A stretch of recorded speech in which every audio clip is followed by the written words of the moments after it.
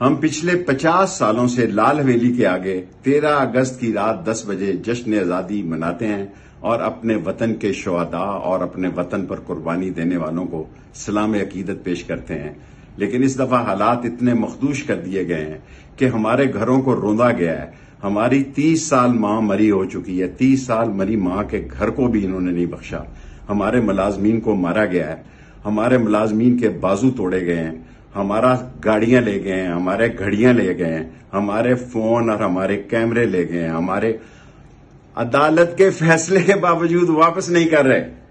لیکن میں انشاءاللہ تعالی قوم کو یہ بتانا چاہتا ہوں کہ نسلی ہوں، اصلی ہوں، اور راولپنڈی اور پاکستان کی عزت کے لیے دوستی کو کبھی داؤ پہ نہیں لگاؤں گا۔ امتحان کے وقت دوستوں کے ساتھ کھڑا ہوں گا، عزت کی موت کو ترجیح دوں گا۔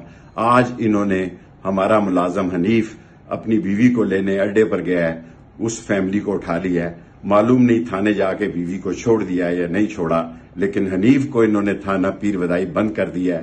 اور جتنے ملازمین کے ساتھ یہ زیادتی کر رہے ہیں، یاد رکھیں اللہ کے ہاں دیر ہے اندھیر نہیں، یہ پکڑ میں آئیں گے۔ اس سے حکومت کو کوئی فائدہ نہیں ہوگا، نقصان ہی نقصان ہے۔